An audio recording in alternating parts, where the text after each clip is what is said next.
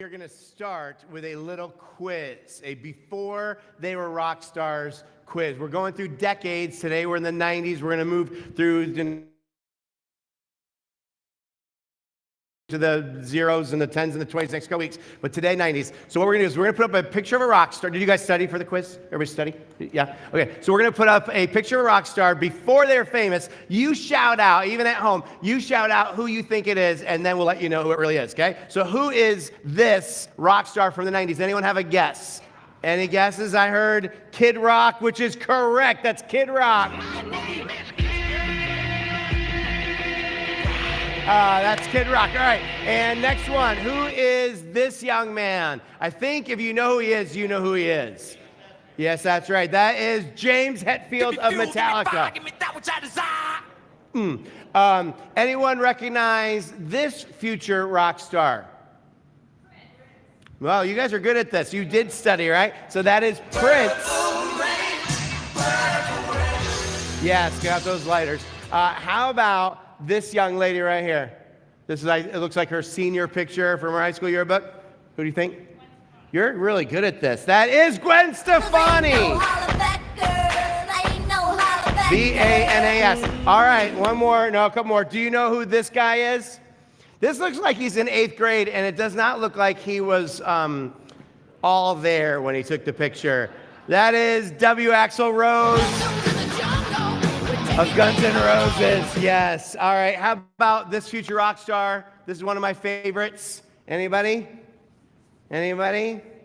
That is Eddie Vedder of Pearl Jam.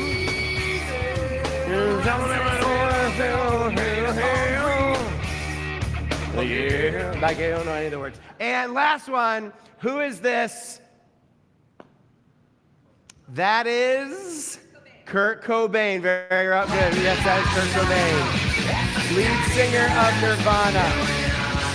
And today, that song won your vote for the rock song of the 1990s, Nirvana's Come As You Are. Kurt Cobain never explained the lyrics to Come As You Are. I researched, I know. And the lyrics are unclear.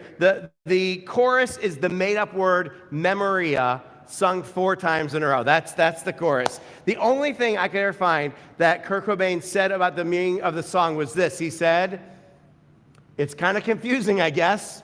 It's just about people and what their expectations, what they're expected to act like. But there are theories about the song, and we're going to get into some of them today. So, there's a famous book called A Tale of Two Cities. It's the book that begins, it was the best of times. It was the worst of times. This morning, I want to tell you a tale of 3 cities. I want us to think about the lyrics of Come As You Are and about Kurt Cobain's life and death by telling you a tale of 3 cities. This story begins in the city of Aberdeen, Washington. And we are going to call Aberdeen, for our story, the city of lost innocence. Aberdeen is where Kurt Cobain grew up.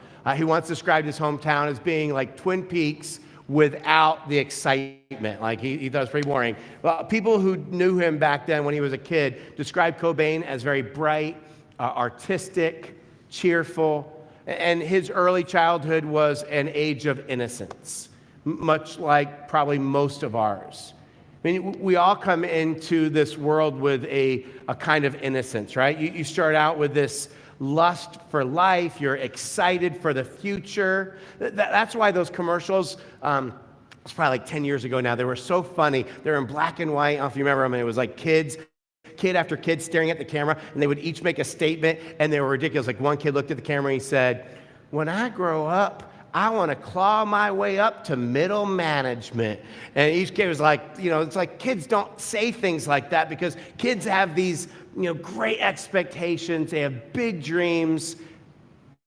We all did once, right? And so did Kurt Cobain. He was a happy child, but his happy childhood was shattered when at the age of 8, his parents went through an explosive divorce. In fact, in Come As You Are, Cobain sings repeatedly, I swear that I don't have a gun. I don't have a gun. No, I don't have it. You guys are like, wait, does this series mean we have to listen to you sing a lot? Maybe, we'll see. So one theory on what Kurt Cobain is referring to in that line is when he was very young, around 6 or 7 years old, his mother one day, very angry at and afraid of his father, took all of his father's guns when he wasn't looking and threw them in a river. Maybe. His parents' divorce was Kurt's first real taste of the pain of life, and it began Cobain on this downward spiral of rebellion and relational disengagement and eventually drug use. And the truth is, we each have our own Aberdeen, don't we? Right? We all have memories of our first real bitter taste of disappointment, our first experience with pain and with this realization, man, this world is not a safe place. I thought it was, but it's not. But one of my very earliest memories of my life, I think I was 4 or 5 years old, and I was doing something that was frustrating my father. I don't know what it was, but it wasn't anything big. I was a normal 4-year-old. I wasn't robbing banks or selling meth or something.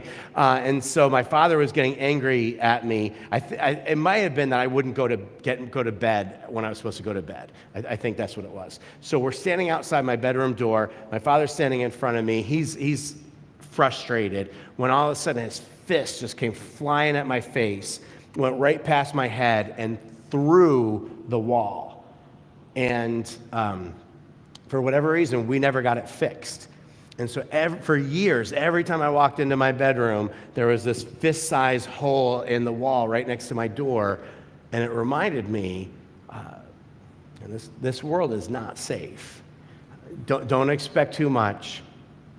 Beware. And over the years, his abuse got worse, and you remember some of your early bitter experiences with pain, right? Unfortunately, those first occurrences were far from our last for any of us, right? None of us are strangers to abuse, to betrayal, to disappointment. Our relationships with each other are often tortured and painful. We feel distant from God. Sometimes our souls feel empty. Life is hard. We all have our own Aberdeen. And the question is, what do you do? You know, we've all experienced the lost innocence and the downward spiral and the emptiness that Kurt Cobain experienced, but how do you respond to that? And that brings us to the second city Kurt became a resident of, Seattle. And for his story, we're going to call Seattle the city of empty experiences. Now, Seattle is a city full of promise. It's also home to the rock music movement of the early 90s, grunge. So Kurt Cobain formed a band in Aberdeen called Nirvana, moves his band to Seattle to try to make it big, hoping, that he can escape the pain he's been through. He could fill this emptiness that he sensed inside of him. And so he puts all of his hope into making it big with his band. And he did it. Like so many people don't do it, but he actually did it. Nirvana's second album called Nevermind was released in 1991, and it exploded like a bombshell in the music world. Sold millions and millions of copies, transformed grunge from this regional oddity in the Pacific Northwest to like a national obsession. One music critic said Nirvana turned the 1980s into the 1990s. And the music started to become the anthem of a generation, starting with Smells Like Teen Spirit, continuing with the song we're doing today, Come As You Are. And Cobain started to be looked at as like a spokesperson, as the representative of the youth of the 90s. So finally, Kurt Cobain has what he has longed for his entire life. He has musical superstardom. He has everything that goes with it. And he quickly realized that it's empty, that it didn't even begin to satisfy him. It didn't heal the pain he had been through. It didn't fill the void inside him. In fact, it's interesting. If you read about it, people who were around him say that Cobain became more depressed after his success than he had ever been before. And his downward spiral continued, which is just fascinating. And there's so many other superstars of music and sports and whatever who have the same story, because Cobain had it all. Like everything you could want was available to him. I mean, if there was fulfillment to be found in riches, well, like Cobain would have found it because he was rich. He had more money than he knew what to do with. He could buy anything. But he still came up empty. And if there was fulfillment to be found in fame and popularity, man, he would have found it because no one was bigger than him. And he still came up empty. If there was fulfillment to be found in sex, he would have found it because he had, thousands of groupies who were available to him just about any time. And he still came up empty. And so he's going through all this. He's still unfulfilled, still unable to deal with the pain he's experienced. And so Cobain turns to drugs in a big way. So there's another lyric in the song, "In Come As You Are," that says, "Come doused in mud, soaked in bleach, as I want you to be, as a trend, as a friend." What does that mean? Well, there was actually a campaign in Seattle just before the song came out, before he wrote it, and there was billboards all over Seattle that said, "If doused in mud, soak in bleach." And the campaign was to encourage people who doused in mud, which was slang for injected heroin, to, before sharing their needle with someone else, to rinse it, to soak it in bleach, because it was the height of HIV and we're trying to avoid the spread of HIV. So maybe probably what Cobain is talking about when he's singing about come doused in mud as a friend, he's talking about his friend heroin. And he said many times he loved doing drugs. And if there was fulfillment to be found in it, man, he would have found it, right? But he didn't. He still came up empty.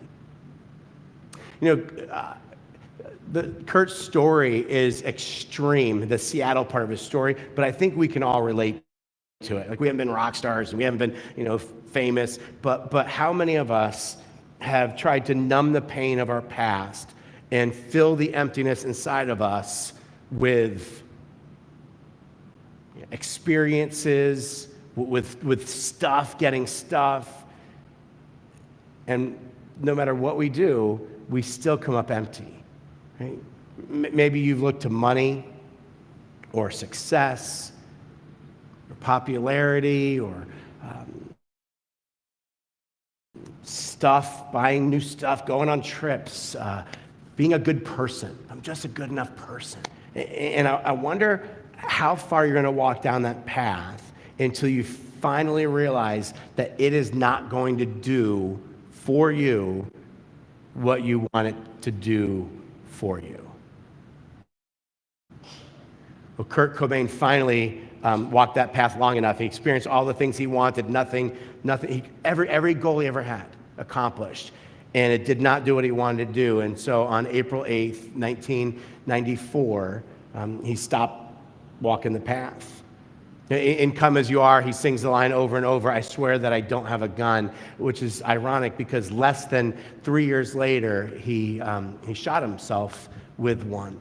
And here's what he wrote in his suicide note. He wrote, "I haven't felt the excitement for too many years now. The fact is, I can't fool you, any one of you. It simply isn't fair to you or me. The worst crime I can think of would be to rip people off by faking it and pretending as if I'm having 100% fun. I must be one of those narcissists who only appreciates things when they're gone. I'm too sensitive. Enthusiasm I once had as a child. I don't have the passion anymore." Maybe you relate. Maybe you haven't felt the excitement or the passion for a while now. Maybe you're tired of trying to be what other people want you to be, which is another aspect of this song. Cobain said it's a song about the expectations of other people, and he sings, hurry up, don't be late. You're always being told what to do, and how he could never live up to those expectations. And maybe you feel that way too. And all of this brings us to Jesus. Well, it does for me. Because here's what I wonder. I've been thinking about this all week. I wonder what Jesus would have said to Kurt Cobain if Kurt Cobain was open to listening to him. Like, what if Jesus could have talked to Cobain maybe days before his suicide?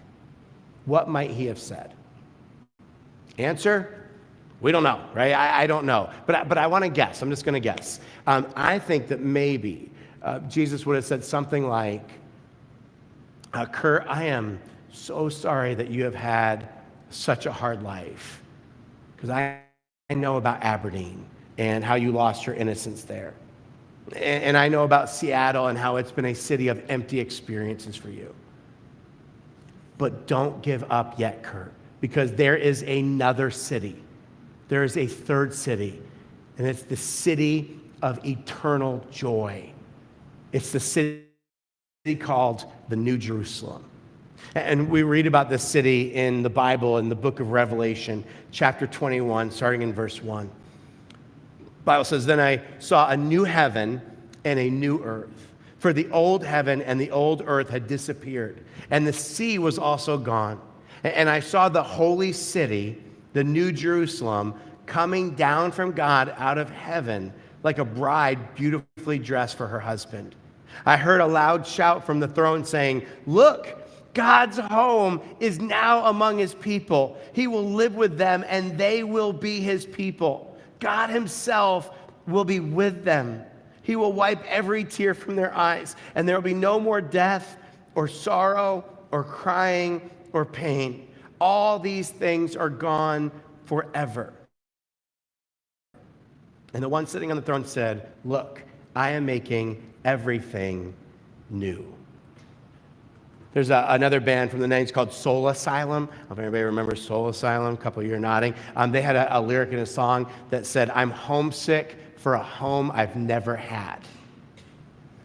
And that mysterious home that I think we all long for, that is the third city, God's New Jerusalem. It's heaven. And if you read the Bible describes heaven as the biggest and greatest party that will ever happen. It's described as a huge wedding bash, kind of like the November Rain video, probably not, but just like this great celebration. It's described as a dance where we're going to dance with friends and dance with God. We're going to dance with joy. It is a place of perfect community where you have close, caring, intimate relationships like we've never fully known here on earth. We saw it's described as a place with no more tears. Finally, we're going to fully heal from all the pain. And in this third city, we will be with God fully. And because that emptiness that we sense inside, because only God is big enough to fill that, we're finally going to feel full.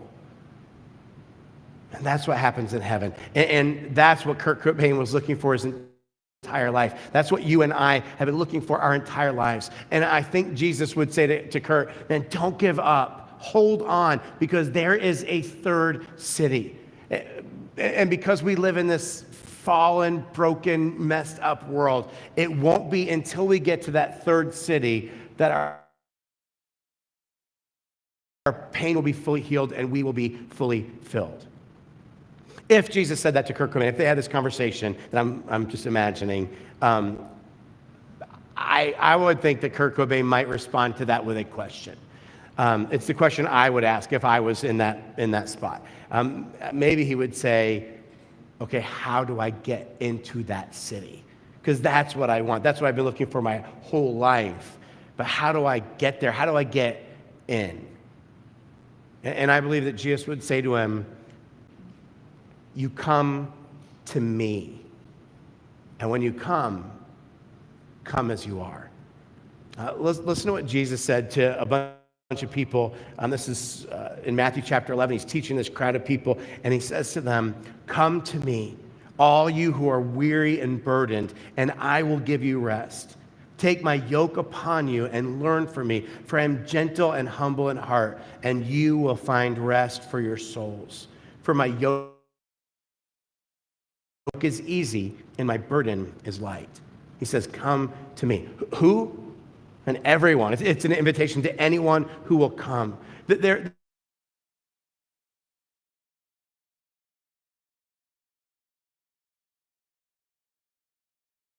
There's an invitation, just wait for heaven. Yes, something better is coming, and we put our hope in that, but we don't just have to wait for that, because we can experience something better now. That there is a better life than Kurt Cobain ever experienced. That there's a better life than we've ever experienced. Jesus is making an invitation and a promise. He says, "Come to me, all you who are weary and burdened." So he's saying, come to me if you're tired, right? If you're tired of trying to succeed, if you're tired of not being successful, or tired of being successful and it of always trying to be what other people want you to be, and feeling like you don't live up to their expectations, maybe feeling like you don't live up to your own expectations, and probably feeling like you certainly don't live up to whatever God's expectations are. Come to me. Come to me, he says, if you're tired of religion, of pretending and playing games and trying to follow rules. If you're tired, Jesus says, come. He says, come, and then he says, and I will give you rest. And then he says, rest for your souls. Man, how good does that sound? Like a nap sounds pretty good, especially after losing an hour's sleep last night, right? It's like rest for my soul. I don't know exactly what that means, but I want it. Like, how do you get it? He says, you get it by coming to me. Come as you are. He says, come to me, he says, and take my yoke upon you and learn from me, for I'm gentle and humble in heart. So a yoke is a wooden instrument that connects two animals together, and it keeps them connected so they walk in the same direction at the same pace. So Jesus was saying, listen, I want a connected relationship with you. I want to teach you. You can learn from me a new way of living, a way, he says, that is light and free. And he says, it's available to you if you just walk with me. And as we walk together, then there may be times when you stumble, but that's okay, because he says, I am gentle and I am humble in heart. I will not punch holes through the walls. That is the opposite of who I am. Just saying, I am love and I can set you free. I can give your soul what it longs for, which is rest. And he says, I can give you new life. Man, doesn't that sound good? What an invitation that is, right? Come as you are. Jesus says, come as you are with your sin.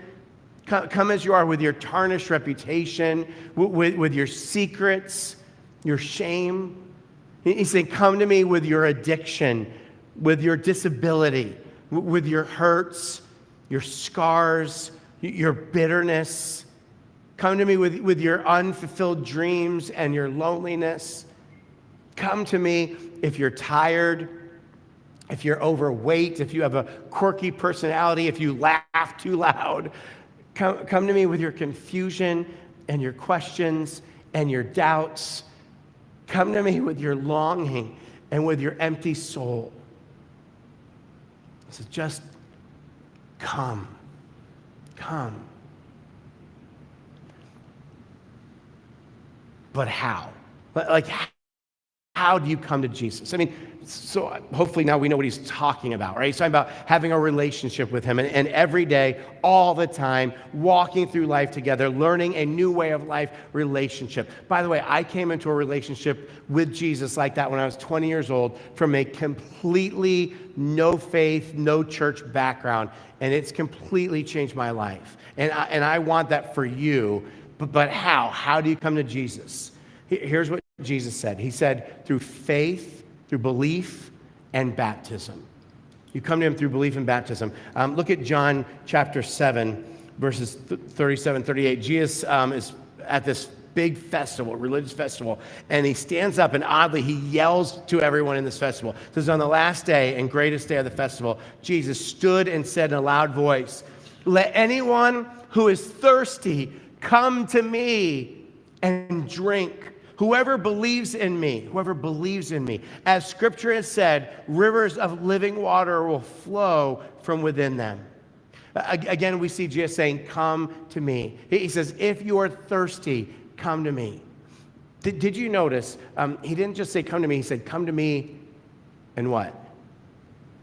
And drink. You can talk. And drink. And I think what he's saying is, it's not just about saying yes to the relationship, okay? It's more than that. It's living in it every day. Like if you said yes to Jesus at some point in your past, and you're thinking, it didn't change my life. Maybe it changed yours, that's what you say. It didn't change mine. The question I would ask you is, are you coming to Jesus and drinking every day? Like, are you coming to Jesus and drinking every day, looking to him, living connected with him?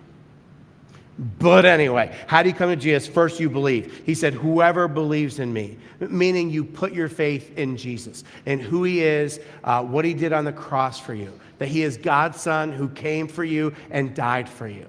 And so you believe, you put your trust in him. You trust him to lead you in this life, and you trust him to lead you into eternity. You believe, and then you're baptized. Jesus said in Mark 16:16, whoever believes and is baptized will be saved. So baptism is when a person is lowered underwater and then raised up out of the water. Weird, right? It's like, why that? Well, it's kind of weird, but it's actually beautiful. Look how it's described in Romans chapter 6. It says, for we died. He's talking to people who are alive, by the way. He says, for we died and were buried with Christ by baptism.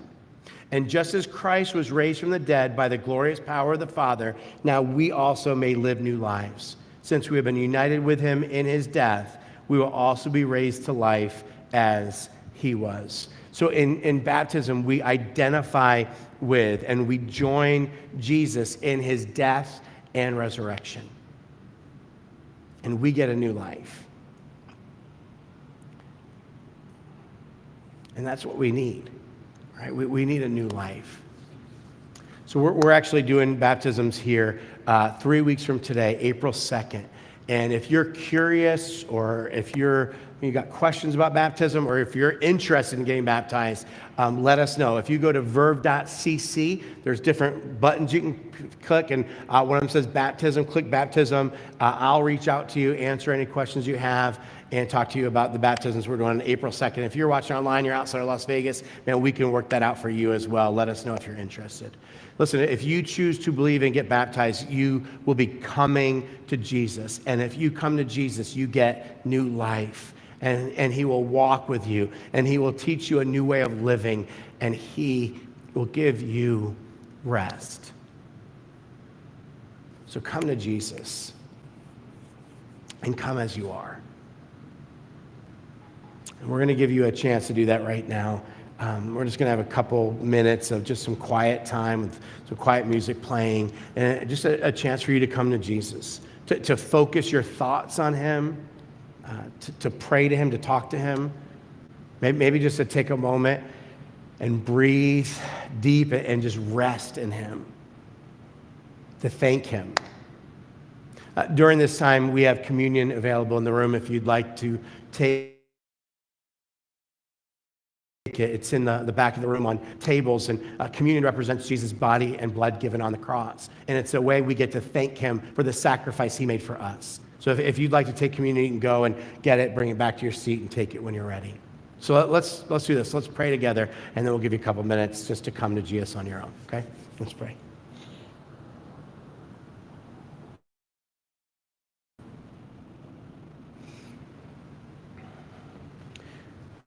God, thank you that though we have all gone through the pain of Aberdeen, we all have had, things that have happened to us, probably starting in childhood and into today that have been painful. God, thank you that you have healing for us. God, thank you that even though we've all had our own Seattle, we've all had empty experience where we thought, if I just get this, if I just get married, if I just have a kid, if I just get my driver's license, if I just get this new job, then I'm going to be happy. And it never fulfills us. But God, thank you that you have a way of filling us. Thank you for the invitation to come to Jesus. And thank you that we can come as we are. We don't have to clean up our act first. We don't have to fix some things, stop sinning. We just come as we are. God, would you help us in these next few moments to come to you? Maybe there's people in this room or watching online who need to come to you in a first-time kind of way of saying, I want to put my faith in you, Jesus. I want to get baptized, Jesus. And maybe some of us just need rest. Some of us might want to remember your sacrifice in communion. Thanks for this chance to come to you. We pray all these things in your name, Jesus.